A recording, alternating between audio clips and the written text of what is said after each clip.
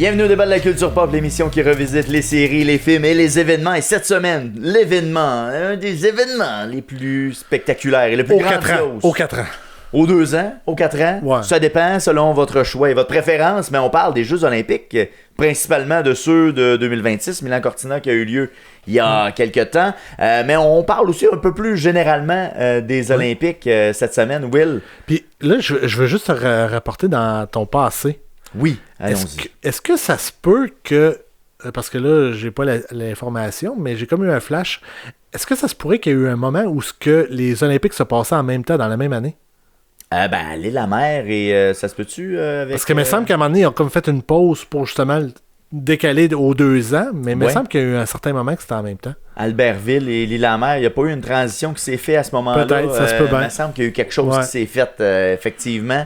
Mais là, on connaît l'alternance aux 2 ans d'avoir ces Jeux olympiques-là, donc on les anticipe. C'est beaucoup mieux aussi, parce que sinon, c'est une année complète. Et ça crée l'engouement. Puis il me semble qu'il n'y a pas si longtemps, c'était les Jeux d'été à Paris. Et que là, on a déjà les Jeux d'été et on va se retrouver rapidement au prochain qui est Los Angeles. Ça va vite après tout quand on y pense quand même. La vie va vite. La vie va vite, c'est ça qu'on se rend compte. Ouais. Et à travers tout ça, on a notre invité Jean-Sébastien Moisan qui s'est joint à nous pour le podcast. Lui qui est un amateur de Jeux olympiques et qui les suit depuis plusieurs années. Oui, puis j'en parle dans le podcast. On a vécu des Olympiques ensemble. Vous avez passionnément. Un lien fraternel d'Olympiques. On découvrira dans le podcast, évidemment. Moi, j'ai une question pour toi, Vince. Oui, vas-y. Oui. Est-ce que tu sais, parce que tu sais qu'il y a 5 anneaux, qu'est-ce que représentent les 5 anneaux? Je l'ai déjà su, mais il me semble que c'est les continents. Ça se peut-tu? C'est une bonne réponse. Puis, malheureusement, l'Amérique est pas splittée en deux. C'est l'Amérique entière qui est considérée comme un continent. C'est une bonne chose. Oui, et l'Antarctique, eux autres.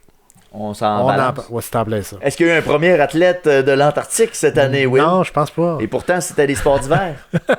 Il devrait être bon. Il devrait être pas pire, non? Pas assez. Puis mon autre question sur les anneaux olympiques, les couleurs représentent quoi? Les couleurs. Il y a une époque où là, on a comme un peu monochromisé les anneaux. Ça se peut-tu? Maintenant, ils sont que grises, mais il y a eu une époque où il y avait le rouge, le jaune, le vert. C'est le bleu, le noir, le rouge, le jaune et le vert. Bon, écoute, je les aurais presque tous nommés, mais bon, qu'est-ce que ça représente maintenant? Oh, là, ça, c'est une bonne question. Je sais pas, vas-y, Will. Écoute, c'est pas compliqué. C'est que dans tous les drapeaux du monde, il y a au moins une de ces couleurs-là qui est représentée. D'accord. Pas fou. Fait que c'est pour ça qu'il y aurait ces couleurs-là. Eh bien, c'est bien passé. Bravo, Comité international olympique. C'est parce que, non, quand je dis qu'ils sont gris, les anneaux, c'est que je pense à la télé, lorsqu'il y a la surimpression, à l'écran, on ne les voit pas en couleur, Will. C'est vrai. C'est vrai. Sur cette parole très sage. Mais j'ai un autre fait pour toi. T'as-tu d'autres choses? Oui. Arrête, vas-y. La médaille d'or, savais-tu qu'elle est faite à 92,5% d'argent? Je sais que c'est pas du vrai or parce que ça serait trop mou probablement. Il y a 6 grammes d'or dessus. OK. Pour le recouvrement. Oui, et sa valeur est de 1027 $. C'est pas si mal. La médaille d'argent est également à 92,5 d'argent. J'espère. Et sa valeur est de 535 $. Un peu moins, d'accord. Et la bronze est 95% de cuivre et de zinc. OK. Sa valeur? Dis-moi pas que c'est plus que toutes les deux autres. 4,50. OK. Ouais, du cuivre et du zinc, j'aurais dû y penser, c'est tuyau de cas. Ouais, c'est ça. Fait que une petite valeur un peu diminutive. Fait que tu sais, quand quelqu'un gagne le bronze, c'est pour ça qu'il est déçu. Ah ouais. Il n'y aura rien à faire avec ça, même s'il voudrait le vendre, il n'y aura pas grand-chose. Une valeur... Ouais, peut-être une valeur un peu. Ouais, c'est ça. De dire c'est une médaille olympique, mais pas pour la valeur du métaux. C'est ça, ouais, c'est en plein ça. Et pourquoi c'est pas en bronze? Y a-t-il une raison particulière? Je sais pas. C'est une bonne question. Hein? J'ai pas la réponse à ça. Je ne sais pas non plus. Allez chercher sur Google. Alors, Will, notre podcast est disponible sur bien des plateformes, encore une fois. Bien sûr. Premièrement, la version intégrale est disponible sur YouTube. Une version de 30 minutes est faite pour la TVCBF et est disponible sur leur site à tvcbf.tv. Sinon, il y a la version audio qui est disponible sur Apple Podcasts, Spotify, YouTube Music, Balado Québec. Finalement, vous pouvez nous joindre sur nos réseaux sociaux, soit Facebook, Instagram, TikTok, X et Blue Sky. J'ai dit TikTok. Ouais, Il me semble que je les ai. TikTok, Et finalement, tous les mercredis à 20h, on fait un direct où ce qu'on parle de l'actualité de la dernière semaine. Séries, films, innovation technologique, on est dans les jeux vidéo, les sorties de toutes sortes. On fait des petits quiz On parle de la culture en général. On s'amuse aussi avec toutes sortes de Et c'est ça, mercredi 20h, disponible sur Twitch, YouTube et Facebook.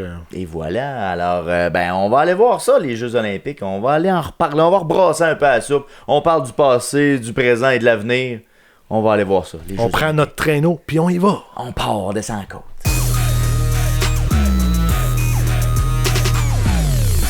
Un des plus grands événements sportifs au monde. Les Jeux Olympiques déploient bien plus que de spectaculaires exploits sportifs. C'est souvent la consécration ultime pour un athlète. Les Jeux Olympiques considérés comme modernes ont lieu à Athènes en 1896. Ces premiers Jeux comptaient 9 sports d'été et 241 athlètes. Alors que les premiers Jeux d'hiver ont eu lieu 28 ans plus tard à Chamonix en 1924, on y retrouvait à l'époque 6 sports différents et 258 athlètes. Bien modeste si l'on compare aux Jeux de Milano Cortina qui comptaient 2917 athlètes. Retour sur cet événement planétaire.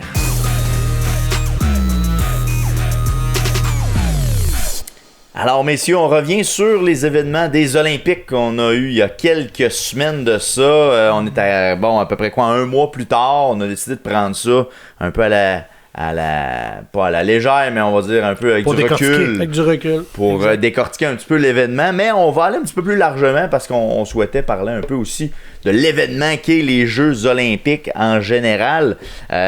Puis, j'aimerais commencer avec la question suivante. J'aimerais savoir si vous avez plus d'intérêt sur les Olympiques d'été, les Olympiades d'été ou ceux d'hiver. JS, toi? Personnellement, j'aime bien les disciplines pour les Jeux d'été, mais je préfère de loin les Jeux d'hiver. Je trouve que le Canada est beaucoup plus compétitif. Puis tu sais, veux pas, ça fait partie pareil de notre ADN, tout ce qui est culture, le climat. Tu sais, on vit quotidiennement avec l'hiver, le froid. Pas quotidiennement, peut-être. Présentement, je dirais qu'actuellement, oui. Mais non, mais tu sais, blague à part, je trouve que on connaît bien les disciplines, le hockey, patinage de vitesse, ski de fond. Fait que moi, ça vient plus me chercher. Puis je trouve qu'on est plus compétitif parce que l'été, d'ailleurs, il y a beaucoup plus de pays. Donc c'est beaucoup plus dilué les médailles. Fait que non. C'est très compétitif, plus l'été, dans ce sens. Ouais, mais moi, l'hiver, c'est mon. L'hiver, c'est ton prime. C'est là. Ouais. Will, toi? Pour suivre sur qu'est-ce qu'il a dit, l'hiver, pour les disciplines, je pense que c'est plus gagnant. Par contre, l'été, qu'est-ce qui est le fun? C'est que c'est l'été. Fait que, tu sais, que ça soit des heures pas rapport comme on a eu cette année, c'est moins pire parce qu'on a une partie qui est en vacances des fois. Fait que je trouve que ça se passe mieux. Pas être capable de suivre. C'est plus facile à regarder, que l'hiver. Parce que l'intérêt, c'est de le voir en direct, surtout, tu sais, quand on a un événement de ce genre-là, d'avoir le résultat après coup, puis d'aller voir l'événement, c'est un peu plus. C'est fascinant parce que j'ai regardé une vidéo, puis il disait qu'aux États-Unis, c'était genre 60-40 entre en direct et en reprise soirée, là, les événements de soirée comme ici là, qu'on a fait. Là. Ouais. Fait que, tu sais, il y a quand même. Quasiment 50-50, je te dirais. Ok, qui regarde live, puis ceux qui regardent en. Ils regardent en diffusion. Ouais, c'est ça. Parce que là, il y avait juste 6 heures de décalage. Mais tu sais, si tu le fais en Australie, à Sydney, été ou hiver, écoute, t'as un 15-16 heures de décalage. Fait que pour nous autres, on s'entend. C'est moins intéressant. Oui, absolument. Beaucoup moins intéressant. Puis dans la couverture des jeux, je sais pas vous, est-ce que vous écoutez en français, en anglais, chaîne américaine, chaîne canadienne, québécoise, une préférence un peu dans la couverture? Mais toi, t'as pas répondu. Par rapport à l'intérêt, excuse-moi, il fallait que je réponde moi-même à la question. Savoir. Je dirais que les jeux d'été m'intéressent plus par le nombre de disciplines qu'il y a. Okay. L'hiver, j'ai l'impression qu'il n'y a que le hockey qui m'intéresse étonnamment. Là. Je pensais que tu aurais dit on voit juste du curling, là, mais il y en a beaucoup. Je pense que c'est le nombre de disciplines qui. Puis on va y revenir un petit peu à la fin. On va faire un petit bloc sur l'avenir des jeux, etc. Là, puis je vais revenir un petit peu avec ça. Là, mais le nombre de disciplines m'intéresse plus pour l'été. Puis je trouve qu'on est capable de s'accrocher sur différentes choses peut-être plus que l'hiver. Alors qu'à l'hiver, justement, c'est plus des sous-catégories de la même affaire. C'est ça. On est sur le ski, là, t'as le slalom, t'as le géant, t'as le super géant, t'as le parallèle. Là, ça finit que c'est du ski pareil. Là, c'est vrai. Fait que c'est la quantité de discipline à un moment donné que je trouve plus limitée. Qui vient gagner un peu l'été. Ouais. Puis dans la couverture, ben justement aussi, je trouve que l'été a cet avantage-là de pouvoir être en vacances et de pouvoir profiter des événements en direct. Moi, je trouve que c'est le thrill de ça des Olympiques, c'est de le voir en direct. Puis au niveau de la couverture, de votre côté, justement, le français, anglais. Moi, c'est français américain. 100%. 100% français, même pas proche. Ah non? Ouais, moi aussi. Puis surtout que là, à Milan, honnêtement, c'était beaucoup de jours. J'ai plus ou moins regardé. Mais tu sais, j'ai regardé les reprises le soir, mais moi, c'est vraiment. Ouais, moi, c'est français, moi aussi. Puis, je sais pas, mais j'ai trouvé que il était très bon. Tu sais, moi, je les adore tous. Là. Alain Goldberg, il est reconnu depuis 25 ans pour avoir ça. Tu sais, le monde attend là, de voir Alain Goldberg. Mais on dirait qu'il est éternel, cet homme-là. Hein? Je sais pas si c'est vous, là, mais il me semble que cet homme-là. Pierrot de hockey, c'est la même chose. Là, Mais les commentateurs, effectivement, je trouve dans chaque discipline, tu sais, connaissaient bien leur sport, puis la description était bien. Ouais, non, Par contre, une affaire que j'ai trouvé dommage cette année, c'est que, en tout cas, à ma connaissance, les autres années, tout le monde y allait. Puis là, il y en avait beaucoup qui ont resté à Montréal pour faire du... En regardant la TV, puis faire la description. Là, plutôt que là-bas. Que d'être sur place. Puis je pense que pour certains sports, ça a manqué. Puis je fais une parenthèse. Il y a beaucoup de sports, justement, que ça n'a pas été là. Mais t'avais 4 analystes qui étaient au hockey, qui servaient juste à faire une analyse du match. Ouais. Qu'ils soient là ou qu'ils soient pas là, ça changeait absolument rien. Ouais, effectivement. J'ai eu un semblant de malaise. Ben, il y a eu un moment donné, puis là, tu me rappelles, l'épreuve des bosses, notamment, les commentateurs étaient à Montréal, puis quand il y a eu l'égalité avec Michael Kingsbury et le Norvégien...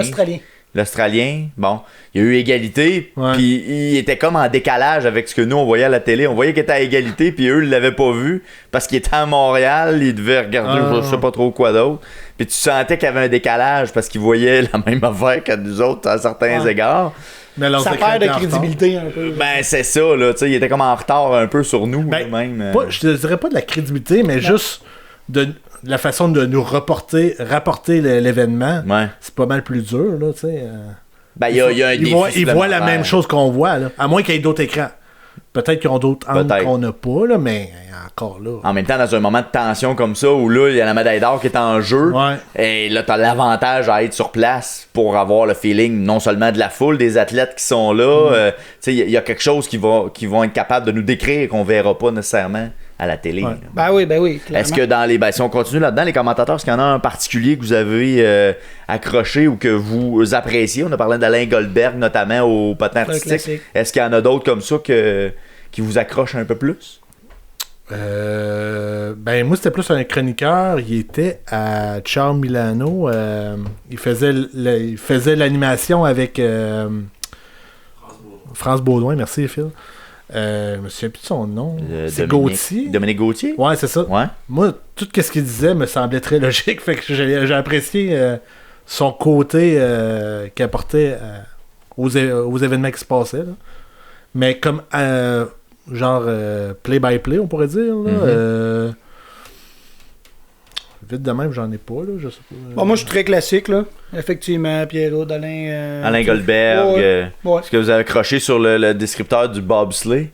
Non, je sais pas. Il était pas pire. Il y a une twist pas pire aussi qui s'appelle Kevin Breton, si je me trompe pas. Là. Il y a une twist là, de connaisseur, quasiment comme s'il était en train de faire de la Formule 1 ou tu sais. Il y a un gros descriptif, lui, autant la lutte. Un accent, il y a la façon qu'il dit ses phrases. Pis tout, il est accrocheur. Oui, quand même, honnêtement. Puis il a fait quelques pubs, entre autres. Mais ouais, le bobsleigh, on s'entend. Un jour, la même piste, un vrai l'autre. C'est ça, si t'étais dans un ton très monotone, tu sais, du bobsleigh, il faut que t'animes. Puis lui, honnêtement, dans la description, en tout cas, moi, je trouvais qu'il se démarquait là, des autres. Mettons, sans dire que c'est un successeur à Alain Goldberg dans son style, là, mais tu sais, il y a cette espèce d'enrobage là qui est intéressant. Mais qu'est-ce que j'ai aimé aussi, c'est que j'avais l'impression, tu dis, oui, lui, il était passionné, mais j'ai senti que dans l'ensemble, tout le monde était passionné. Tu sais, les analystes, là, il y avait beaucoup d'anciens, évidemment. Il était automatiquement intéressé. Je pense à Gaétan Boucher, je l'avais bien aimé, tout, sur la course de patin. Là. Longue piste, là, notamment. Je l'avais bien aimé aussi. Puis Marianne Saint-Gelais, qui était à la courte piste aussi, là, qui est une ancienne olympienne, qui était là. Qui connaît son sport en plus, qui l'a fait. Ouais, exact. Ce qui est Moi, ce que je trouve qui serait peut-être à améliorer, c'est la diversité des pubs. Oui. Je sais que Bell, les commanditaires, Petro-Canada, c'est ça va, là. Moi, je suis allé voir mon médecin. Élargir ça, Wegovy, tu sais. Non, mais on devrait élargir un peu, là. Ces gens-là doivent payer très cher pour être là, j'en suis convaincu. Il y a moyen d'aller en chercher d'autres, j'imagine, juste pour pas nous écœurer pendant 2 semaines. On l'a retenu, en tout cas, ça a marché. Oui. Mais il y aurait intérêt parce qu'à un moment donné, je trouve que là, on perd l'intérêt, justement. Là, du moment que tu as fait ta première semaine, puis on parle de Wegovy, il y avait des pubs, mais aussi, Wegovy présentait des segments aussi. Fait que c'était comme le double whammy, littéralement. Là. Tu t'arrivais d'une pub de Wegovy. Oui. Demande à ton médecin, là. Ouais, c'est ça. Puis tout de suite après, ce segment est présenté par. Là, tu fais, encore. Ouais, c'est ça. On l'avait déjà vu, là. C'est too much. Ça fait déjà 10 fois qu'on le voit. Dans la couverture, il y a aussi les shows de fin de soirée. On en a parlé un petit peu, qui font les résumés un peu. Est-ce que vous avez de l'intérêt pour ça aussi dans la couverture ou c'est un peu du gravy, puis ça donne, on le regarde, mais pas plus que ça? Pour ma part, j'ai regardé, là, mais je regardais les 10-15 minutes, sans plus, ça m'a pas attiré. Tu restais pas là toute la soirée là, pour regarder ça. Mais c'était probablement un très beau résumé qu'il faisait. Moi, ça m'a pas attiré. Comme j'ai écouté par-ci par-là, parce que honnêtement, il n'y avait pas tant d'affaires à TV à part que les Jeux Olympiques le soir à écouter. Fait que j'écoutais ça, mais des 10-15 minutes, là, mais sans plus. Moi, ça m'a pas accroché.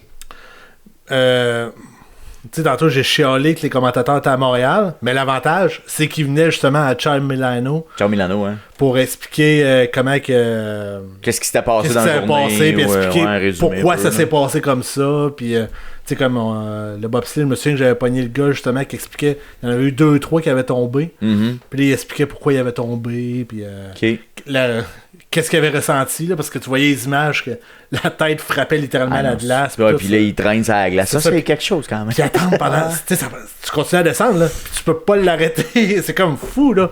Fait que t'es 5-10 minutes. OK, freine, ça ralentit, s'il te plaît. Ouais. Ça, c'est pas évident. Mais oui, c'est l'avantage. Mais autrefois, toute l'équipe était sur place, même ces shows-là. T'as raison. Fait que on avait vraiment une équipe dédiée là-bas, mais là, sûrement que c'est les coûts de production qui ont probablement pas de bon sens pour envoyer tout le monde sur place. C'est pour ça qu'il n'y avait pas assez de pub. Hein.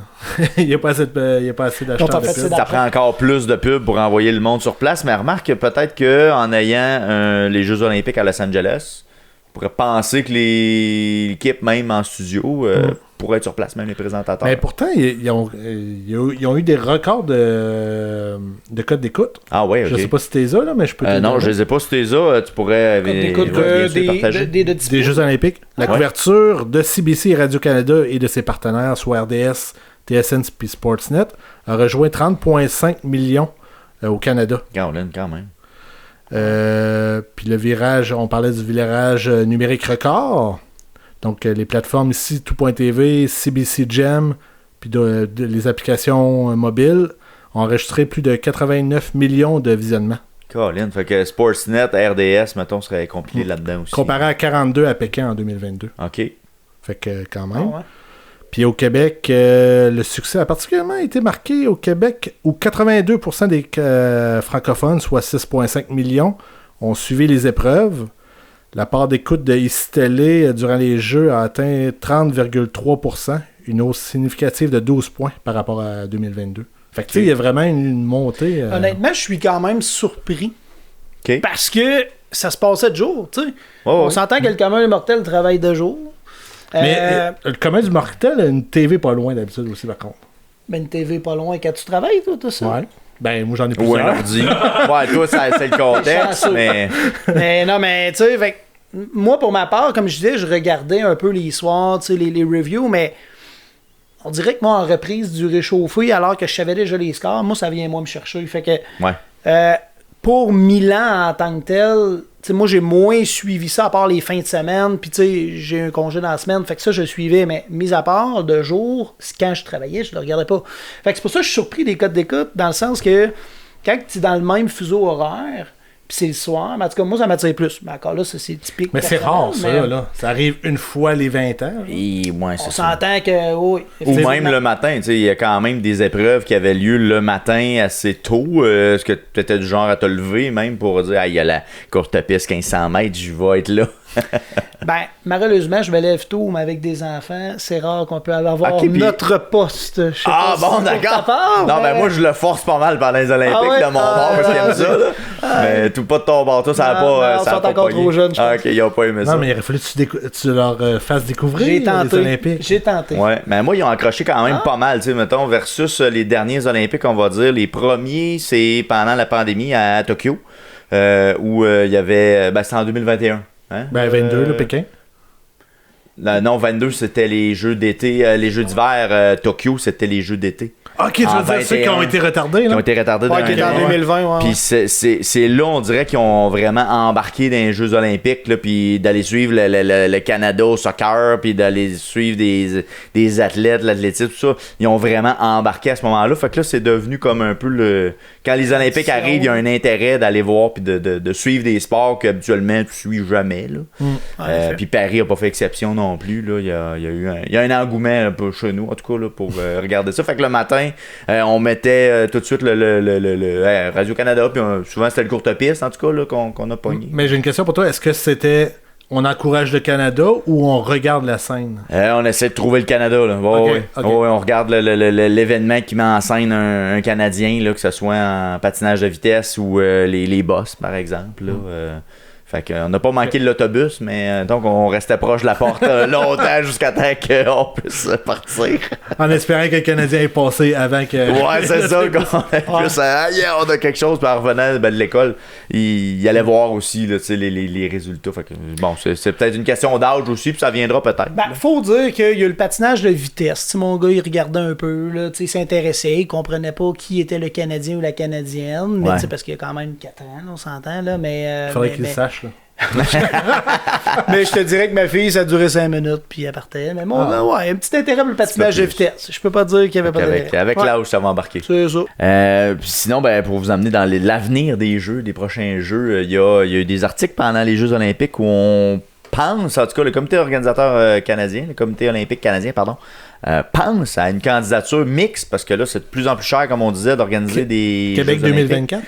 Montréal, Toronto. On évoque la possibilité d'ici 2050, qui serait 2052, là, des Jeux olympiques organisés conjointement avec Montréal et Toronto.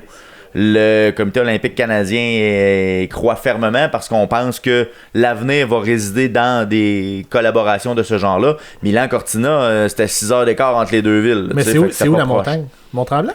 Pour l'été, pas l'été? Excusez. On parle d'été là, dans ce cas-ci. Ouais. Avec, ça pourrait être le fun. Pourvu qu'on ne reproduise pas ce qu'on a fait à Montréal, les erreurs de faire trop vite. Il va être flamant neuf, le stade olympique. On va pouvoir le réutiliser. Ben là, en 2052... c'est encore loin. Ça va être... C'est 20 quelques années. Là, est-ce que vous pensez qu'on va voir ça de notre vivant, des Olympiques dans l'Est du Canada? Je veux dire ça comme ça, que ce soit Toronto ou Hamilton. Est-ce que dans l'Est du Canada, pensez-vous qu'on va revivre ça? On va voir ça de notre vivant? Mais là, dans les candidatures, on est rendu à quelle année?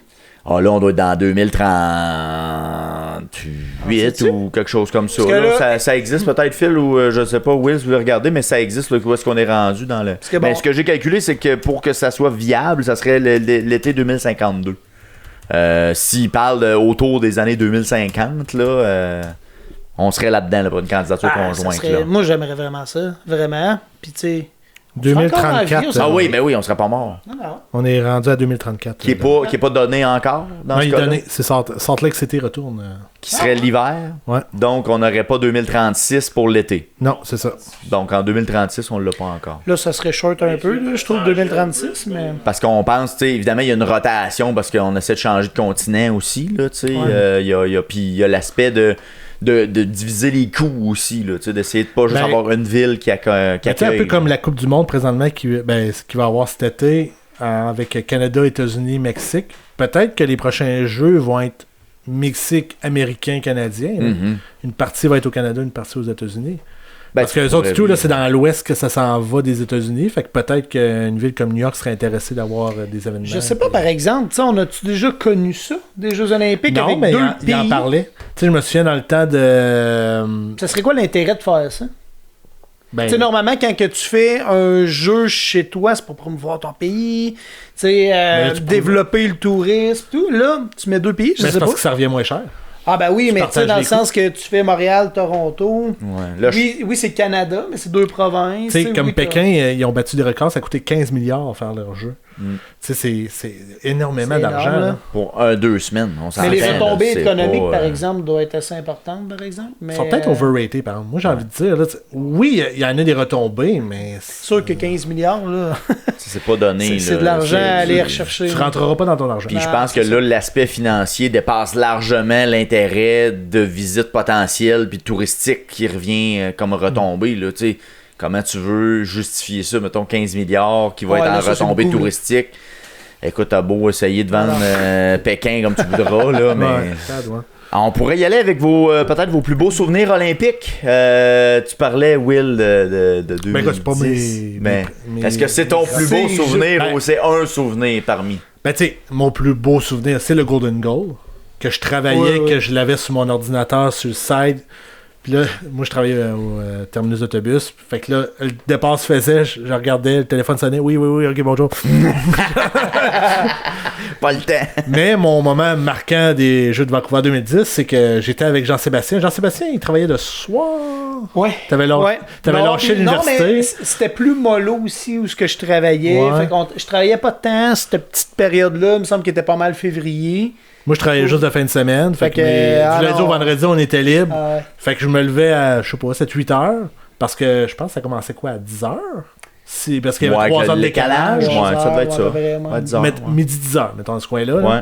Fait que j'allais chez eux, on s'assisait, puis on était là toute la journée. Faut dire qu'on était dans le même bloc, là. Fait qu'on descendait ou on montait d'un étage. On se partageait l'écran. On n'avait pas d'enfants. On avait toutes les probabilités. T'avais un chat, par contre. J'avais un chat qui était à m'occuper, mais lui, c'était pas pire. Non, c'est vrai que ça a été des beaux moments. On l'a suivi, puis en plus que c'était à Vancouver. Fun fact, j'aurais pu aller travailler là-bas. Finalement, j'y avais pas été, mais je l'ai pas regretté de l'avoir regardé avec toi. Merci. Mais j'aurais pu aller travailler là-bas. On avait des maisons carrément dans le village olympique. Mais, ça, le restaurant que tu travaillais, il y avait eu le contrat. C'est ça. On représentait le Québec au niveau traiteur. Puis non, c'est ça. Ça aurait été une belle expérience, mais ça m'a fait découvrir des sports que je pense que, tu sais, quand on regardait les Jeux olympiques, c'était principalement hockey, puis quelques autres que ça marche. Tu sais, les boss, dans le temps, il y avait Jean-Luc Brassard. Fait que, tu sais, ça, c'était un classique. Mais tu sais, le patinage artistique, je me souviens qu'on avait regardé ça, puis oh shit, ok, on est dedans. Là. Je suis d'accord que ça a été ces Jeux olympiques-là qui m'a fait redécouvrir, puis qui m'a donné, tu sais, cette passion-là, je pourrais dire, parce qu'avant ça, tu sais, je regardais plus ou moins. Les bobsleigh aussi. Je me souviens d'un gars qui avait fait de la luge, il avait gagné la médaille d'or, je pense un Canadien, qui avait décidé, genre, hey, les Jeux olympiques vont être en 2010.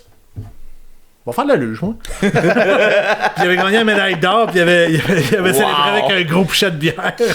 Moi, je me souviens pas, là, mais ça avait été incroyable. C'est quand même spécial, ça, de dire, donc, qu'est-ce qu'il y aurait disponible, là? Ben, c'est ça, genre. Tu t'inscrivais. Il n'y a pas beaucoup de Canadiens, là. Let's go, on y va, là. Ouais, ça y est. Ça donne, là, quand même. Merci d'avoir partagé avec nous vos moments olympiques, et puis, on s'en souhaite encore plein d'autres beaux moments olympiques.